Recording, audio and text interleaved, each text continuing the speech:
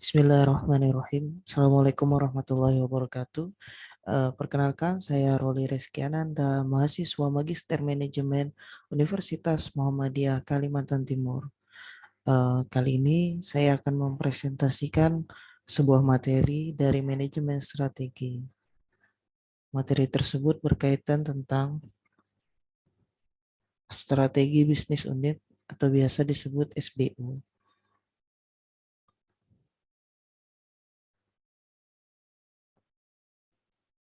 Daftar isi pada materi kali ini ada 5.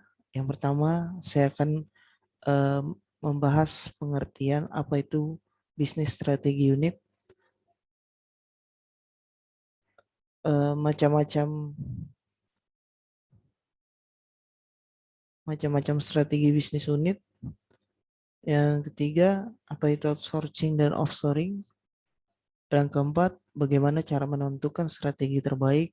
Dan yang kelima, referensi buku yang saya pakai.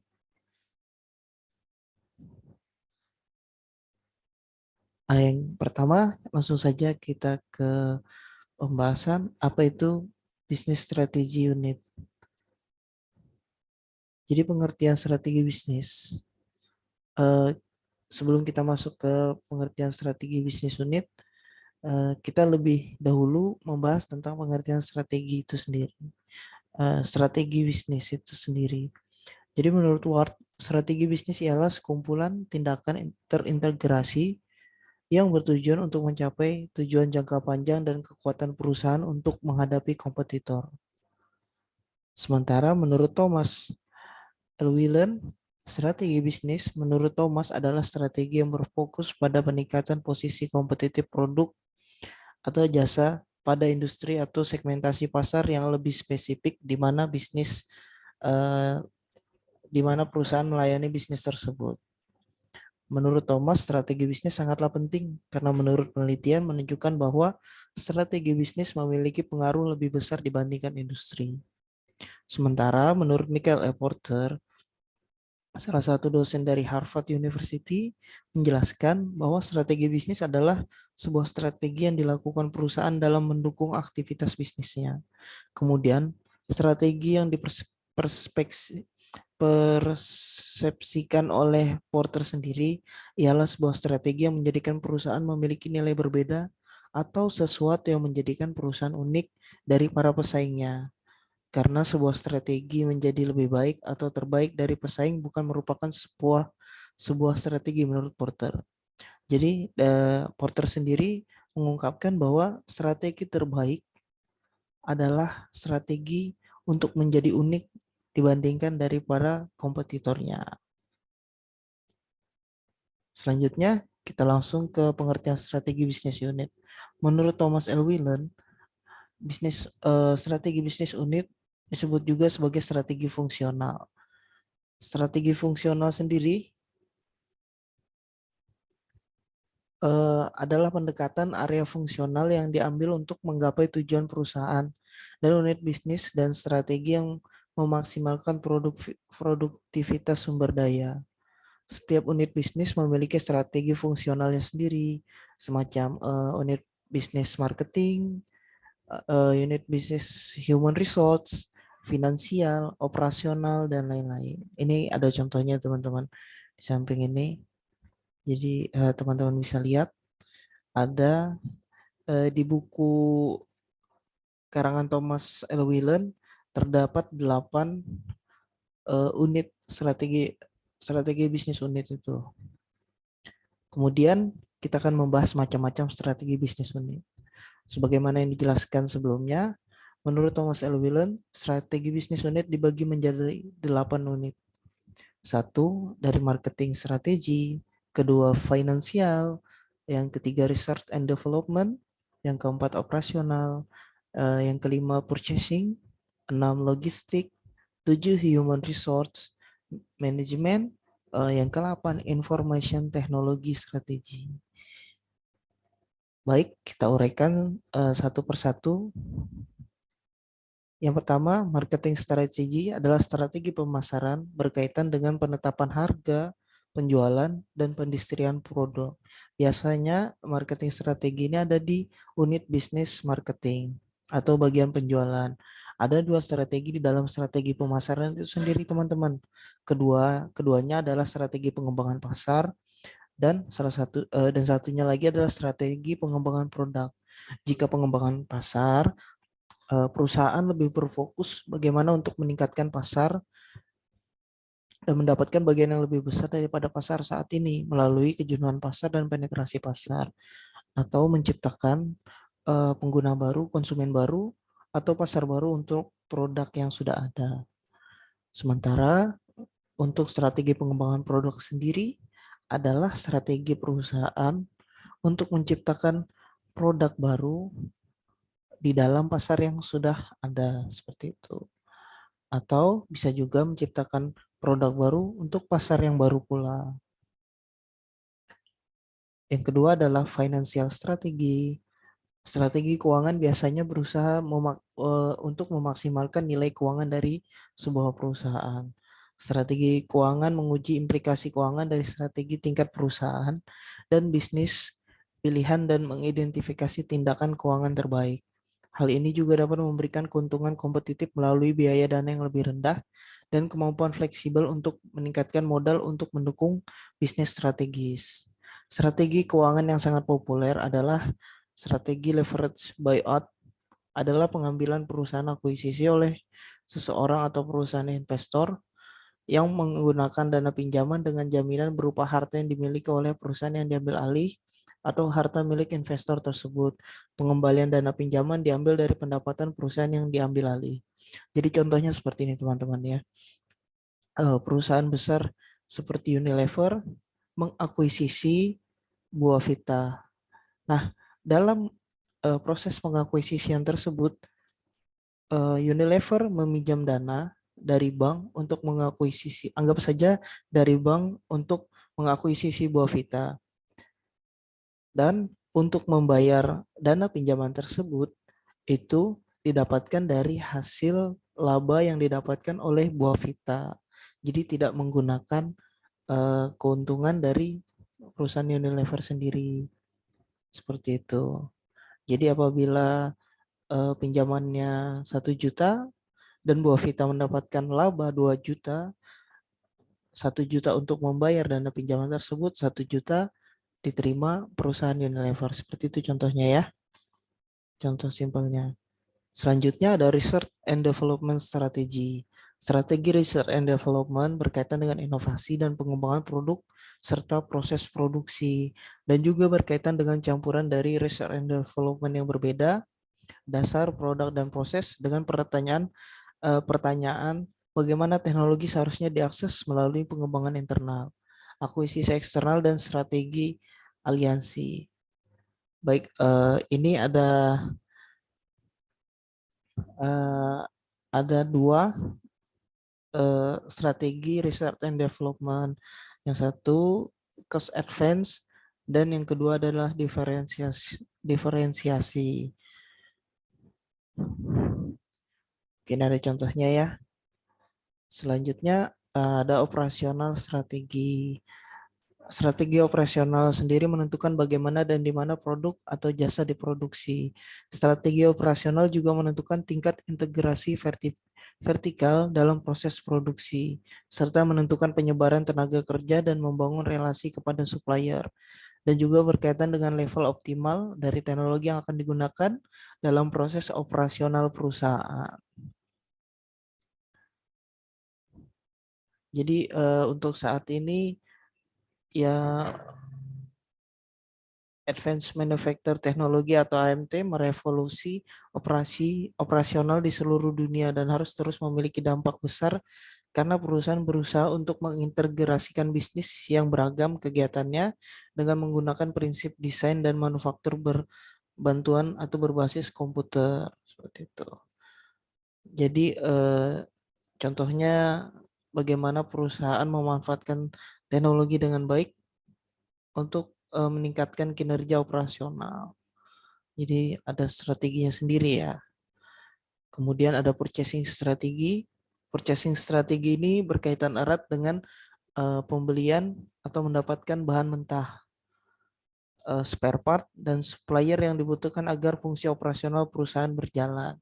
Jadi purchasing strategi ini mendukung bagian operasional. Strategi pembelian sangatlah penting karena pembelian material dan komponen dari supplier menyumbang 50% dari total biaya produksi di beberapa negara barat, contohnya seperti itu. Pilihan pembelian dasar dibagi menjadi tiga, ada multiple, ada sole, dan paralel. Saya jelaskan secara singkat di sini. Untuk multiple, perusahaan membeli beberapa bagian terpisah dari beberapa vendor yang dipilih. Kita anggap contohnya perusahaan Boeing. Perusahaan Boeing tersebut membeli bagian terpisah dari banyak perusahaan atau banyak vendor yang dipilih. Bagaimana mesin yang diambil, atau dia ngambil mesin dari mana? Dari General Electric atau Rolls-Royce, sementara bannya dari Dunlop atau dari Michelin, dan bagian-bagian lainnya. Seperti itu ya. Untuk Sol sendiri, perusahaan membeli beberapa bagian tertentu hanya dari satu vendor saja. Jadi satu vendor tersebut mensuplai berbagai macam spare part yang dibutuhkan perusahaan. Sementara paralel adalah perusahaan membeli dua bagian dari dua supplier yang berbeda. Namun keduanya saling membackup satu sama lain. Ketika di supplier yang satu tidak ada spare part-nya, bisa dicari kepada spare part kedua. Seperti itu contohnya ya.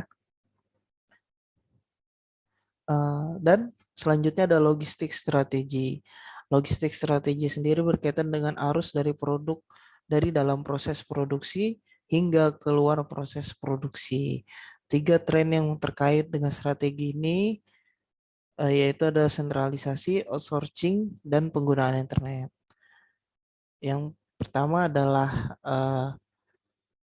sentralisasi atau grup logistik terpusat biasanya berisi spesialis dengan keahlian dalam berbagai moda transportasi seperti kereta api dan truk. Jadi perusahaan memiliki grupnya sendiri. Sementara outsourcing logistik menggunakan pihak luar perusahaan.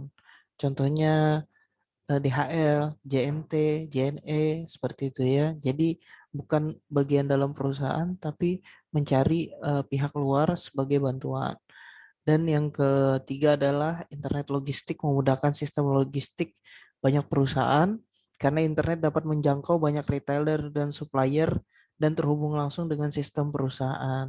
Seperti itu. Jadi tidak perlu mengirim dari pusat, tapi dengan internet secara langsung dia akan mencari supplier atau retailer yang dekat dengan pelanggan sehingga perusahaan pusat tidak perlu mengirim jauh-jauh. Anggap perusahaan pusat tersebut berada di Pulau Jawa, sementara pelanggan ada di Pulau Kalimantan, jadi tidak perlu mengirim. Jadi hanya perlu pelanggan mencari data, menginput dan membeli, pengiriman akan dilangsungkan dari perusahaan yang terdekat, semacam perusahaannya berada di Kalimantan, seperti itu ya. Dan selanjutnya adalah human resource strategy. Strategi human resource sendiri berkaitan dengan pegawai atau karyawan perusahaan. Merekrut karyawan perusahaan merupakan strategi yang harus senantiasa dipikirkan oleh perusahaan. Karyawan seperti apa yang direkrut oleh perusahaan. Jadi ada dua. Yang satu ada merekrut karyawan skill rendah dengan gaji yang rendah. Ini contohnya kita bisa ambil di McD ya. Kemudian merekrut karyawan terlatih dan memiliki skill dengan gaji yang tinggi. Tergantung kebutuhan perusahaan seperti apa. Jika di dalam operasional perusahaan tidak membutuhkan tenaga kerja yang mempunyai skill tinggi, seharusnya perusahaan mencari karyawan yang skill rendah juga, karena akan menjadi sebuah pemborosan apabila pekerjaan tersebut dapat diselesaikan dengan pegawai yang memiliki skill rendah, namun perusahaan mencari karyawan dengan skill besar dan gaji besar. Akan terjadi pemborosan biaya seperti itu teman-teman ya. Selanjutnya ada informasi teknologi strategi. Strategi teknologi informasi berkaitan dengan strategi pemanfaatan informasi dan teknologi, terutama pada industri 4.0 saat ini. Internet of Things sangat memiliki pengaruh besar bagi perusahaan dan bisnis. Jadi ada dua strateginya, strategi informasi, teknologi dan informasi ini tergantung dari kebijakan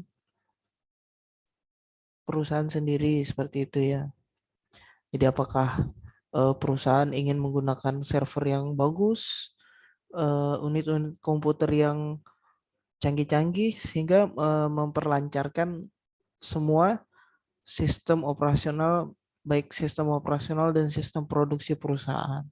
Jadi ada dua sistem di dalam informasi teknologi, ada perangkat keras dan perangkat lunak.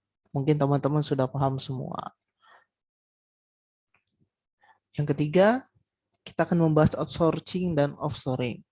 Apa sih itu outsourcing dan offshoring?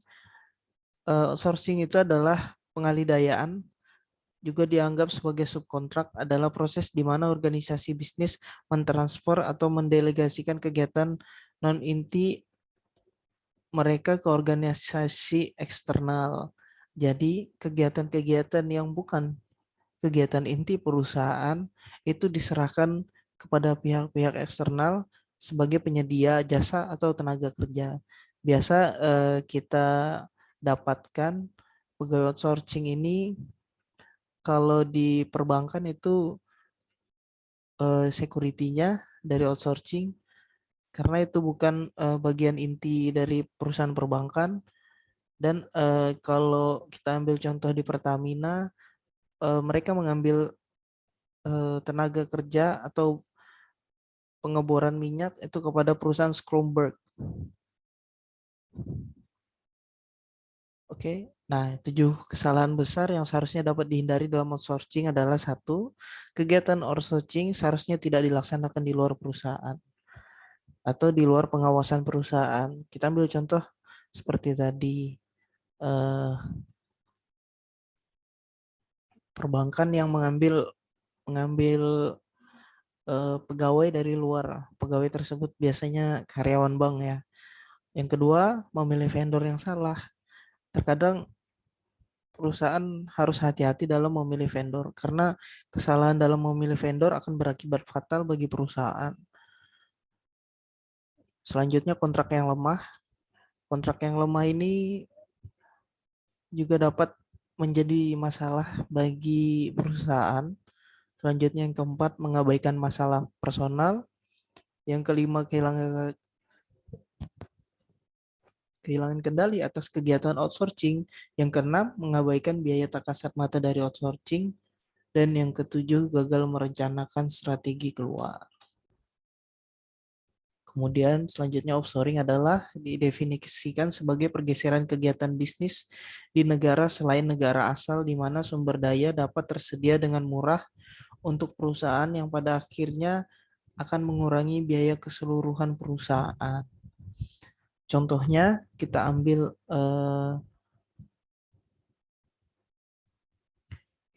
contohnya pabrik mobil seperti Daihatsu dan Toyota. Mereka melaksanakan kegiatan perakitan mobilnya di Indonesia.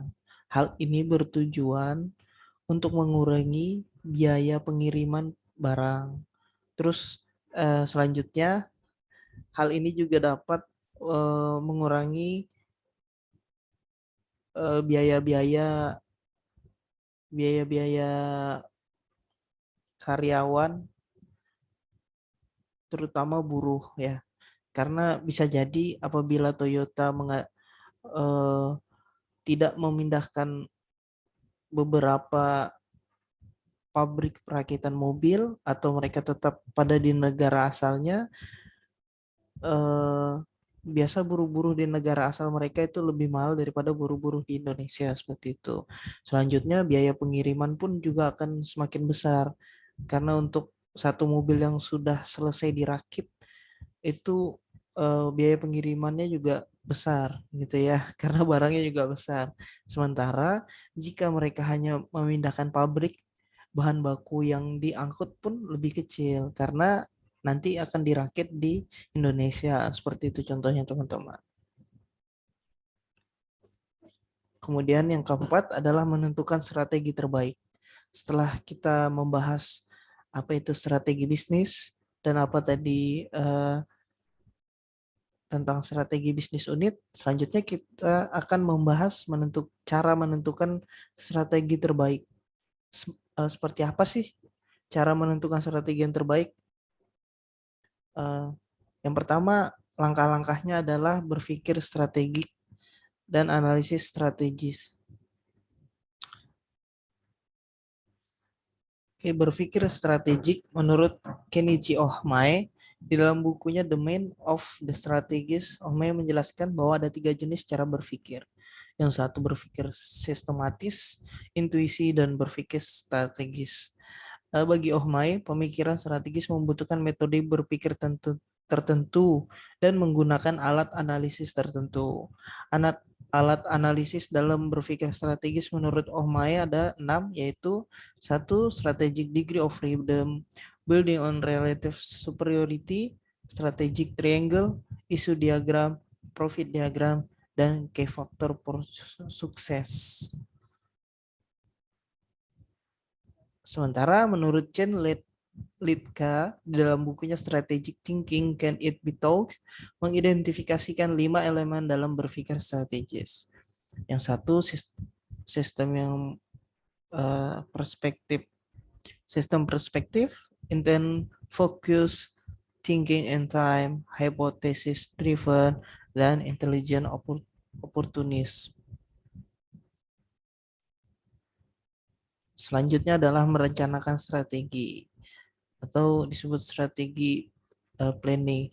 Menurut Michael Eugene Porter, bahwa strategi adalah sesuatu yang disengaja dan merupakan hasil dari perencanaan strategi. Sementara menurut Mintzberg, strategi muncul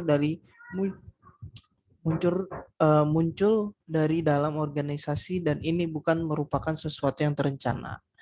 Jadi saling kontradiksi antara Eugene Porter dan Mintzberg.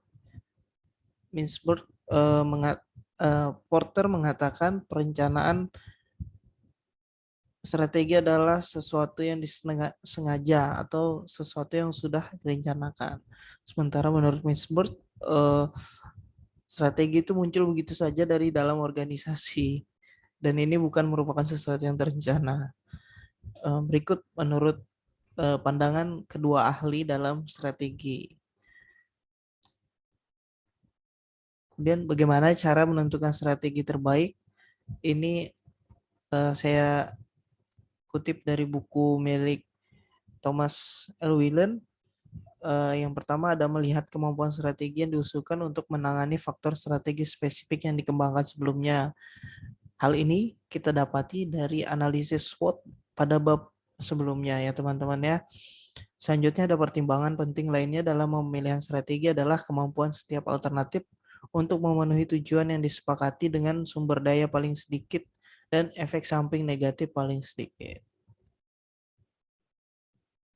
Sementara menurut Tansov, tahun 1965, terdapat rangkaian langkah logis yang bersambung yang menghubungkan yang terhubung dalam mencapai strategi terbaik. Langkah-langkah tersebut adalah satu, external audit, yang kedua internal audit, kemudian SWOT analysis, strike weakness, opportunity dan threat, selanjutnya identifikasi dan evaluasi strategi alternatif yang dimiliki, kemudian memilih strategi yang terbaik. Yang selanjutnya yang terakhir adalah pengimplementasian strategi dari resource dan operasional sistem. Nah, menurut Michael Eugene Porter, ada 5 karakteristik strategi yang harus dimiliki strategi. Yang pertama adalah bagaimana strategi itu apakah mampu menciptakan nilai. Yang kedua, menciptakan rantai nilai. Yang ketiga, apakah strategi tersebut mampu melakukan trade-off. Yang keempat, apakah strategi tersebut eh, bersifat kontinuitas atau terus-menerus. Dan yang kelima adalah apakah strategi tersebut memiliki performance atau performanya mampu diukur. Nah, ini ada menurut Thomas L. Wieland strategi bisnis yang harus dihindari. Yang pertama adalah mengikuti strategi pemimpin pasar. Yang kedua, mencari produk jasa baru untuk dijual di pasar. Yang ketiga, berlomba dalam harga. Yang keempat, melakukan segalanya. Yang kelima, kehilangan usaha inti.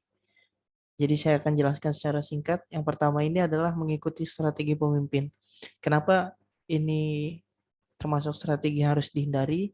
Karena pada awal tadi kita jelaskan menurut Michael A. June Porter bahwa strategi bisnis yang baik adalah strategi yang mampu membuat kita menjadi unik. Sementara jika kita mengikuti strategi pemimpin pasar, maka kita tidak menjadi unik. Kita hanya akan menjadi follower di pasar itu sendiri dan kita tidak akan bisa menjadi menjadi perusahaan yang berbeda dari yang lain. Yang kedua, mencari produk atau jasa baru untuk dijual pasar. Terkadang strategi ini harus dihindari. Kita ambil contoh Kodak menciptakan kamera yang dapat merekam sementara para konsumen lebih senang ke camcorder. Yang ketiga, berlomba dalam harga. Ini adalah strategi yang harus dihindari ya, kawan-kawan. Terkadang perusahaan berlomba dalam harga, saling menjatuhkan satu sama lain, hingga akhirnya mereka akan terjebak pada harga terendah produk mereka. Mereka tidak bisa menciptakan laba, hingga akhirnya perusahaan mengalami kebangkrutan. Seperti itu. Yang keempat adalah melakukan segalanya.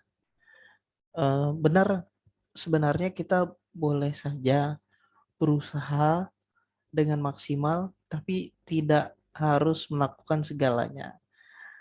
Melakukan segalanya di sini bisa dimaksud kita melakukan sesuatu tanpa terukur dan mengambil sesuatu tanpa difikirkan.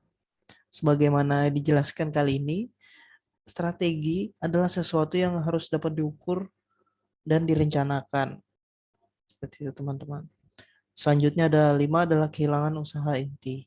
Terkadang kita berfokus dengan sesuatu yang baru hingga lupa bahwa perusahaan memiliki pemasukan inti atau usaha inti yang dapat menghasilkan profit dan terkadang meninggalkan usaha inti tersebut.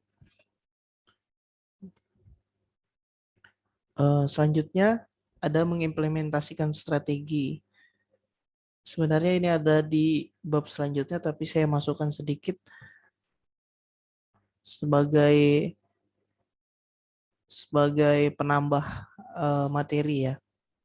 Jadi pengimplementasian strategi sangat sangat sangat susah menurut para pakar karena mereka melakukan riset di dalam literatur untuk pengimplementasian strategi menunjukkan bahwa lebih dari 50% strategi tidak dapat terlaksana. Sul et al. Mengungkapkan studi telah menemukan bahwa 2/3 hingga 3/4 organisasi besar berjuang untuk menerapkan strategi mereka. Dengan kata lain, hanya sedikit dari strategi yang terrealisasi. Untuk membantu manajer dalam mengimplementasikan strateginya, ada beberapa alat yang dapat digunakan. Yang pertama, balance scorecard. Yang kedua, dari Porter, yaitu Porter Value Chain. Hal ini sebagai alat pendukung bagi manajer dalam mengimplementasikan strategi yang telah mereka susun dan rencanakan. karena sejatinya pengimplementasian strategi ini adalah hal yang sulit.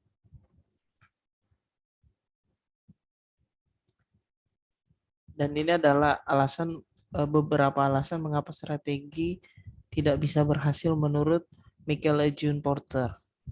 Yang pertama, strategi yang disusun tidak memiliki kualitas yang baik atau kekuatan strategi tersebut sangatlah lemah sehingga perusahaan tidak mampu berkompetisi di dalam pasar. Yang kedua, strategi yang diimplementasikan perusahaan tidak dapat mengikuti perubahan lingkungan persaingan pasar. Atau bisa juga strategi yang disusun dan direncanakan perusahaan itu tidak bersifat panjang sehingga tidak sesuai dengan lingkungan perubahan persaingan pasar. Sebagaimana yang dijelaskan Michael June Porter, bahwa strategi yang baik itu adalah yang bersifat berkelanjutan, bukan hanya sementara. Strategi akan buruk jika strategi tersebut akan terus berubah atau frekuensi perubahannya itu terus-menerus dan singkat. Itu menandakan bahwa strategi perusahaan tersebut lemah dan bisa mengindikasikan bahwa perusahaan tidak memiliki kekuatan di dalam pasar. Seperti itu teman-teman. Yang selanjutnya adalah lemahnya dalam pengimplementasian strategi perusahaan. Sebagaimana yang dijelaskan pada slide sebelumnya, untuk pengimplementasian strategi sendiri itu 50% lebih tidak dapat diimplementasikan gitu teman-teman. Jadi bisa jadi strategi perusahaan tersebut baik, bisa jadi strategi perusahaan itu luar biasa dan mampu menjadi kekuatan yang terbaik bagi perusahaan, tapi pada saat pengimplementasiannya perusahaan tidak mampu maksimal. Seperti itu teman-teman. Jadi itu menjadi alasan mengapa strategi itu tidak berhasil. Kemudian selanjutnya setelah mengatur berbagai macam strategi, tahap-tahap selanjutnya adalah membangun kebijakan. Pemilihan alternatif strategi terbaik bukanlah akhir dari perumusan strategi. Langkah selanjutnya adalah membangun kebijakan. Kebijakan yang dibangun menentukan pedoman umum untuk pengimplementasian strategi yang direncanakan. Kebijakan juga merupakan panduan untuk tindakan seluruh organisasi. Jadi kebijakan yang diciptakan oleh perusahaan setelah mengatur strategi mereka, maka kebijakan tersebut menjadi pedoman dasar bagi kegiatan perusahaan. Ketika tercipta secara benar, kebijakan menyelesaikan 3 hal. Yang pertama, memaksa trade-off antara tuntutan sumber daya yang bersaing. Trade-off sendiri dijelaskan ini adalah kita memilih salah satu dari 2 opsional, yang mana yang mampu menciptakan keuntungan bagi perusahaan yang lebih baik dan besar, maka itulah yang akan diambil. Yang kedua adalah menguji kesehatan strategis dari tindakan tertentu.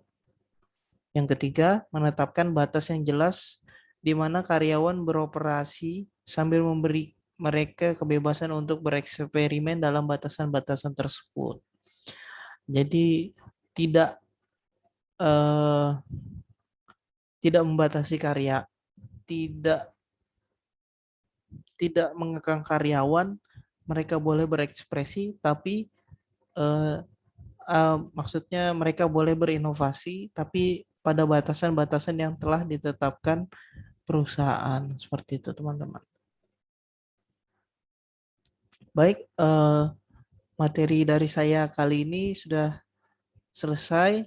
Untuk yang bab kelima ini adalah referensi buku, di mana buku-buku ini yang saya gunakan untuk mengisi materi ini. Yang pertama ada strategic management dan business policy toward global sustainability, edisi ke-13, karangan Thomas L. Whelan dan J. David Hunger. Oke, teman-teman, ini salah satu buku manajemen strategi yang luar biasa ya. Kemudian selanjutnya saya mendapatkan buku karang tulisan Lord Desemi Irutayasami tentang Understanding Business Strategy, Confession and Consensus. Jadi di dalam buku ini kebanyakan mengutip kata-kata dari Michael E. June Porter, salah satu dosen strategi manajemen di Harvard University. Kemudian ada juga tadi dia banyak kutipan-kutipan yang terdapat di dalam buku ini yang saya ambil. Terima kasih. Sekian penyampaian materi pada kali ini. Kurang lebihnya saya mohon maaf karena mungkin keterbatasan dari saya. Jika teman-teman ingin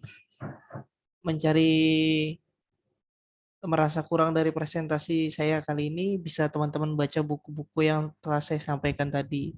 Siapa tahu saya ada terlewat atau saya tidak sempat memasukkannya pada materi kali ini.